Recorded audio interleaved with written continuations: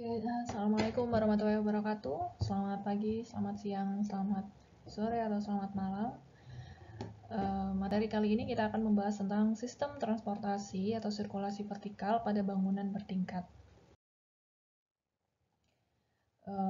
Alat transportasi bangunan bertingkat itu merupakan alat yang menunjang untuk memfasilitasi sirkulasi di dalam suatu bangunan gedung, terutama gedung berlantai banyak. Selain itu, alat transportasi merupakan sarana-prasarana yang memperlancar pergerakan manusia di dalam bangunan tersebut.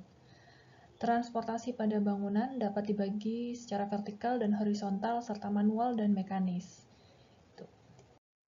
Nah, kalau kita ketahui, transportasi vertikal ini merupakan metode transportasi yang digunakan untuk mengangkut suatu benda atau manusia dari bawah ke atas ataupun sebaliknya. Ada beberapa macam tipe transportasi vertikal, diantaranya ada tangga, lift, travelator, eskalator, dan lain-lain. Jadi kalau kita ketahui transportasi dalam bangunan ada manual dan ada mekanis. Kemudian kalau yang manual itu meliputi tangga yang biasanya terdiri dari tangga umum, tangga darurat, kemudian ada ram. Kemudian kalau ada yang mekanis itu biasanya ada eskalator, travelator, konveyor, lift atau elevator, dan dumbwaiters. Nah, kalau lift atau elevator ini biasanya dibagi menjadi untuk lift penumpang dan juga lift barang. Lalu kita mulai dari alat transportasi vertikal tangga yang manual. Nah, kalau tangga secara fungsinya kita ketahui ada tangga umum, tangga darurat, dan tangga kebakaran. Syarat umum tangga, kemiringannya kurang dari 38 derajat. Kemudian jumlah anak tangganya kalau sudah lebih dari 12 harus ada bordes. Lalu untuk ukuran optretnya kurang dari 18 cm, sementara antretnya lebih dari 23 cm. Lalu untuk lebar anak tangga, yang lebarnya untuk satu orang itu lebarnya sekitar 90 cm, sementara kalau yang tangga untuk dua orang biasanya sekitar 120 cm. Lalu untuk tinggi balustradenya yaitu sekitar 80-90 cm. Nah, tinggi optret maupun antret ini mempengaruhi kenyamanan. Jadi kalau misalkan terlalu tinggi, dia bisa cepat lelah, atau kalau terlalu pendek juga bisa jadi cepat lelah juga. Kemudian kalau turun bisa jadi mudah tergelincir. Jadi ini harus perlu perhitungan yang cermat ya. Lalu pada bangunan komersial sendiri, kemiringannya, bahannya, ukuran, dan bentuk tangga harus diperhatikan karena sangat mempengaruhi kenyamanan dan estetika dalam bangunan. Nah, selanjutnya ada tangga kebakaran. Nah, kalau tangga kebakaran ini biasanya ini kemiringannya maksimumnya 40 derajat. Sementara letak tangganya dalam jangkauan itu kurang dari 35 meter. Harus terlindung dengan material tahan api termasuk dinding, misalnya dinding beton dan pintu yang pintunya biasanya terbuat dari metal. Yang pintu tahan api tentunya. Kemudian dilengkapi penerangan yang cukup dengan listrik cadangan menggunakan baterai selama listrik mati. Lalu suplai udaranya bisa diatur atau dialirkan menggunakan exhaust fan atau smoke vestibule pada puncak atau ujung tangga sehingga pernapasan tidak terganggu. Lalu pintu pada lantai terbawah terbuka langsung ke arah keluar gedung, sedangkan pada tangga darurat tiap lantai harus dihubungkan dengan pintu masuk ke dalam ruang tangga tersebut. Nah, kemudian ada ram juga ya. Ram ini menghubungkan perbedaan lantai dengan kemiringan ram. Macam-macam kemiringannya, ram rendah sampai dengan 5% kemiringan. Kemudian ram jenis low atau landai ini tidak perlu menggunakan anti-slip untuk lapisan permukaan lantainya. Kemudian ada ram sedang atau medium dengan kemiringan sampai dengan 7%. Dianjurkan menggunakan bahan penutup lantai atau anti-slip. Kemudian ram curam atau steep dengan kemiringan antara sampai dengan 90% yang dipersyaratkan harus menggunakan bahan anti-slip pada permukaan lantai dengan dibuat kasar. Nah, untuk manusia dilengkapi dengan railing terutama untuk disabled person. atau penderita cacat tubuh yang sekarang lebih dikenal dengan para difabel atau different ability people. Jadi untuk penggunaan RAM itu sebaiknya menggunakan anti-slip gitu ya. Nah, selanjutnya kita ke transportasi yang mekanik. Biasanya kita sering temui itu eskalator atau tangga berjalan. Ini sistemnya merupakan sistem tangga bergerak menggunakan mesin atau mekanik untuk perpindahan orang dari satu lantai ke lantai lainnya. Biasanya digunakan untuk ruang publik seperti pusat perbelanjaan, pasar, perkantoran umum, bandara, stasiun kereta api, podium hotel, rumah sakit, dan lain-lain. Syaratnya dilengkapi railing atau pegangan tangan ya, terus tidak ada celah antar lantai dan anak tangga. Nih, tidak ada celah antar lantai dan anak tangga. Kemudian didesain secara otomatis. Pertimbangan jenis eskalatornya yaitu harus mempertimbangkan dimensi, kapasitasnya, dan peletakannya. Jadi eskalator ini merupakan produk pabrik sehingga bisa dijadikan salah satu pertimbangan jarak antar lantai. Nah, eskalator ini memiliki fungsi untuk menghubungkan bangunan antara lantai di bawahnya dengan lantai di atasnya dengan kemiringan tertentu. Kemiringan yang digunakan umumnya lebih besar dari 10 derajat dan umumnya antara 30 sampai 35 derajat. Sementara eskalator ada yang bentuknya lurus, tapi karena kemajuan teknologi ada yang berbelok atau lengkung. Panjang eskalator juga disesuaikan dengan tinggi antara lantai bangunan yang dihubungkan, sedangkan lebarnya sesuai dengan peruntukannya. Eskalator untuk satu orang lebarnya 60 cm, untuk dua orang biasanya lebarnya antara 100 sampai 120 cm. Tingginya ya itu tadi ya ditentukan dengan lantai bangunannya, tinggi antar lantai bangunannya. Nah, kalau kita lihat lagi sistem eskalator ini ada sistem eskalator ya, baik struktur dan beberapa alat safety-nya. Nah, ini ada skirt guard device. Di sini nih ada stopper eskalatornya gitu ya. Dia untuk melindungi antara shaft dan skirtnya. Kemudian complete safety device. Nah, ini untuk keamanan antar lantai tadi, antara lantai yang plat lantai sama anak tangganya. Kemudian entry switch, lalu ada step chain safety device. Nah, di sini ada rantainya gitu. Ada rantainya untuk menjalankan si anak tangga ini. Kemudian ada step roller safety device. Nah, di sini ada rollernya. Lalu berikutnya ada green light. Green light ini untuk menunjukkan bahwa penumpangnya harus berada di posisi aman. Lalu ada kemudian driving chain safety device. Di sini posisinya, lalu ada step safety switch, lalu ada emergency stop device. Nah, ini yang untuk untuk tombol emergensinya. Kalau misalkan ada yang terlihat tidak aman, lalu bisa stop, emergency stopnya bisa dipencet. Biasanya ada di ujung sini, di atas gitu, bagian atasnya. Nah, ini beberapa gambar eskalator ya, contoh gambar eskalator. Kalau yang ini sebelah kiri ini jejeran, berjejer, sementara sebelah kanan ini yang terpisah. Kira-kira kalau yang berjejer di sini, bersebelahan seperti ini, tanpa atasnya kira-kira seperti di bawah ini, gambar di bawah ini.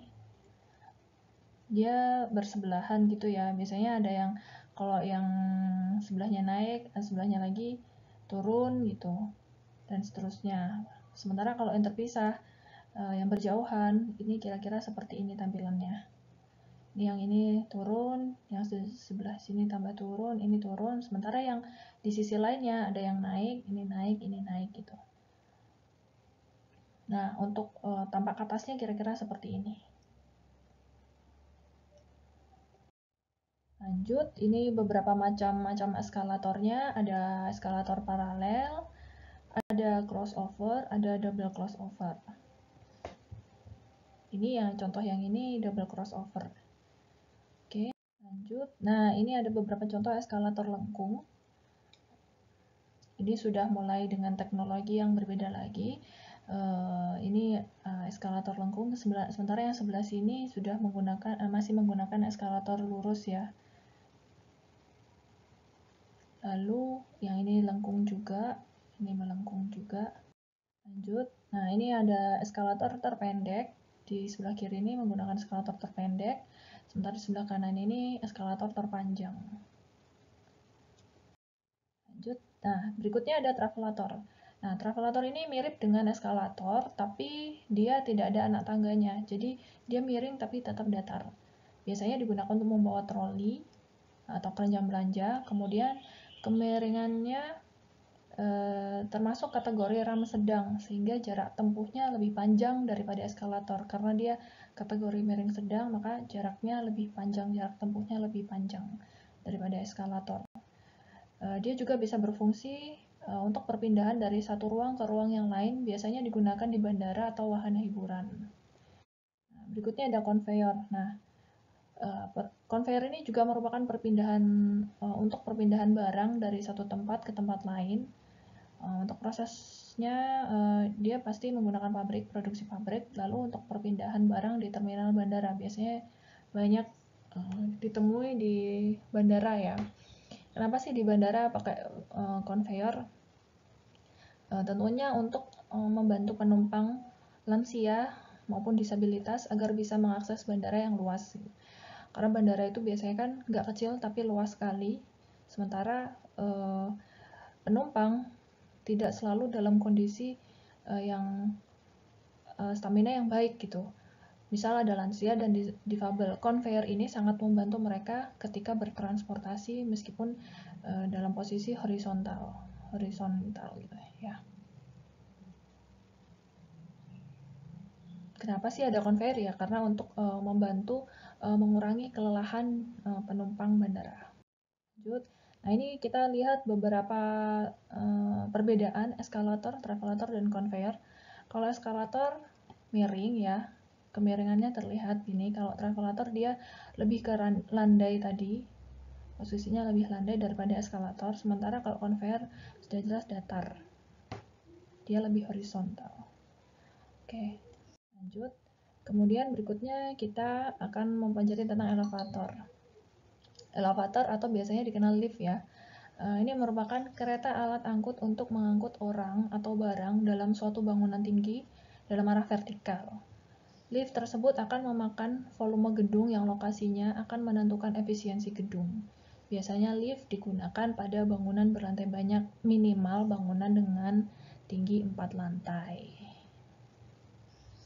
Kalau di bawah 4 lantai biasanya sih masih belum ada lift.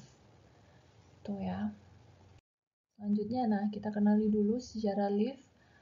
Tahun 1853, Eliza Graves Otis memperkenalkan derek yang aman untuk perpindahan vertikal secara mekanis. Kemudian, lift Otis yang pertama dipasang di New York itu pada tanggal 23 Maret 1857. Pada tahun 1880, lift listrik pertama dibuat oleh Werner von Siemens. Tahun 2004, kemudian pemasangan lift penumpang tercepat di dunia sudah ada di gedung Taipei 101 di Taipei, Taiwan.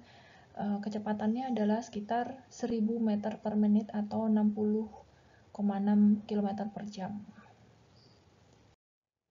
Nah, macam-macam lift. Biasanya kalau untuk lift penumpang biasanya digunakan untuk perniagaan atau perdagangan seperti di mall gitu ya. Kemudian ada kantor, rumah sakit, hotel, apartemen.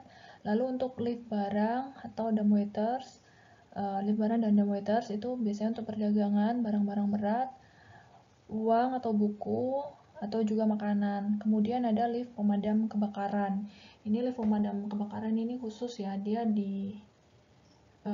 digunakan hanya untuk kondisi darurat ketika ada kebakaran dan biasanya hanya boleh digunakan oleh tim penyelamat untuk menyelamatkan korban kebakaran. Nah, ini ada sistem lift. Jadi sistem lift itu ada dua, ada sistem gearless atau traction elevator, yaitu mesin lift ada di atas dengan menggunakan sistem katrol, dan biasanya digunakan untuk bangunan perkantoran, pertokoan, hotel, apartemen, rumah sakit, dan sebagainya yang lebih dari 4 lantai. Kemudian ada sistem hidrolik. Nah, sistem hidrolik ini merupakan mesin lift yang ada di bawah dengan sistem silinder dan piston. Jenis ini terbatas untuk bangunan dengan ketinggian 3-4 lantai. Sistem ini biasanya digunakan untuk lift barang atau lift uang. Nah, kalau kita lihat perbedaannya, traction elevator sama hydraulic elevator. Kalau traction elevator ini menggunakan kabel dan ada penariknya, juga ada penghitung bebannya supaya bisa tahu ya beban yang ada diangkat di rumah lift ini seberapa gitu. Biasanya digunakan di bangunan dengan berbagai macam tinggi ya, tinggi bangunan di atas 4 lantai sih biasanya. Kemudian dia bisa naik ke atas atau turun ke bawah dengan kecepatan yang tinggi. Lalu dia juga jalannya juga sangat smooth gitu ya. Ada jalannya juga sangat smooth, jadi tidak terlalu kasar gitu. Sementara kalau hydraulic elevator dia pasti sangat beda dengan traction ya, karena dia menggunakan fluid gitu, cairan tertentu untuk cairan compression tertentu gitu untuk menjalankan lift. Kemudian biasanya digunakan untuk lift barang, jadi bisa memuat sampai berapa ton gitu. Lalu dia juga tergolong murah gitu penggunaannya. Nah, kalau bagian-bagian liftnya ada ruang mesin, kemudian ada hoistway atau ruang luncurnya, kemudian ada dasar liftnya. Nah, ini ruang mesin adalah ruang tempat untuk menempatkan mesin atau motor traksi lift yang dilengkapi dengan tempat panel kontrol untuk mengatur jalannya kereta. Kemudian biasanya dilengkapi dengan pengatur udara yaitu exhauster atau alat pendingin yang berfungsi untuk mendinginkan ruangan agar tidak terlalu panas sehingga sistem kinerja panel mesin tidak terganggu. Lalu kalau ruang luncurnya atau hoistway-nya, ini tempat meluncurnya kereta lift dan beban pengimbang, biasanya dibangun dari dinding beton atau dinding bata dengan rangka tertentu.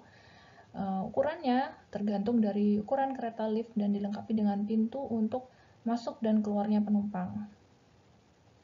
Nah, setiap pintu liftnya dilengkapi dengan tombol-tombol untuk tempat pemberhentian dan di dalam kereta dipasang tombol yang berhubungan dengan pintu keluar lift. Nah, kalau ini dasar liftnya atau lift pit, ini merupakan tempat pemberhentian paling akhir dari lift, biasanya berupa buffer sangkar dan buffer pengimbang. Karena letaknya paling bawah, harus dibuat dari dinding yang tidak rembes air.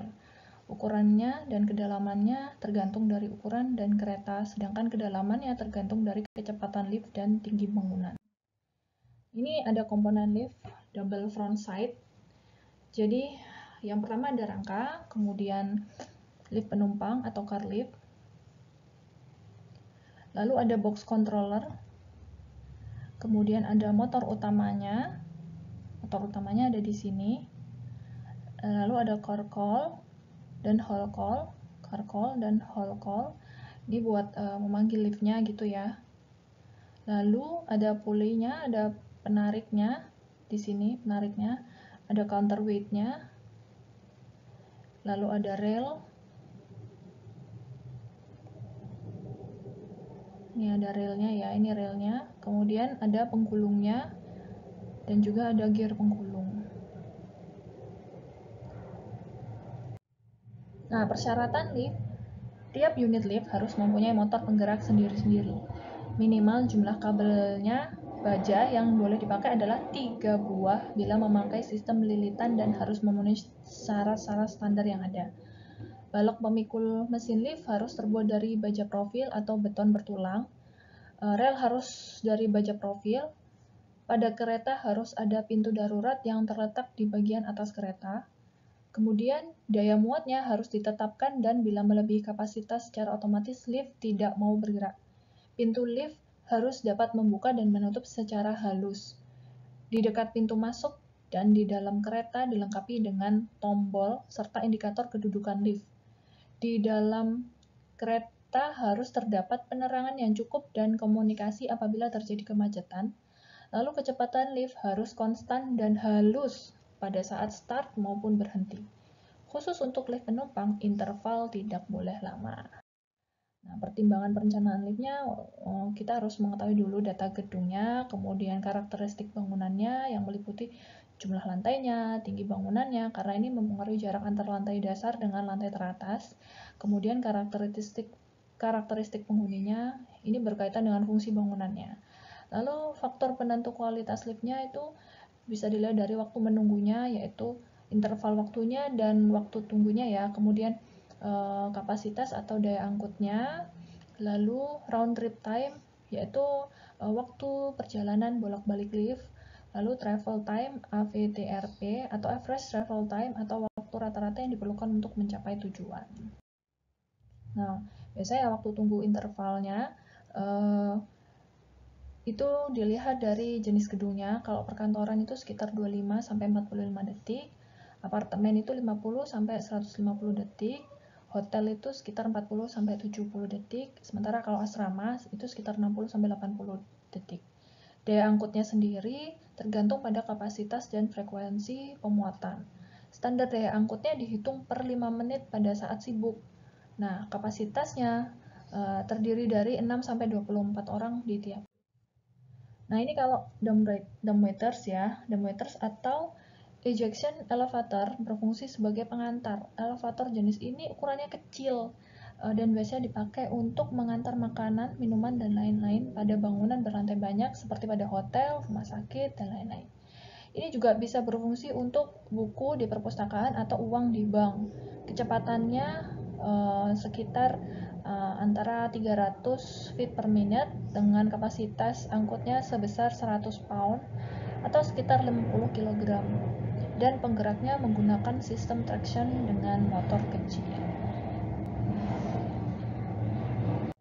Oke, sekian materi transportasi vertikal kali ini. Semoga materi ini dapat dicerna dan bermanfaat buat para mahasiswa semuanya. Terima kasih, saya akhiri. Wassalamualaikum warahmatullahi wabarakatuh.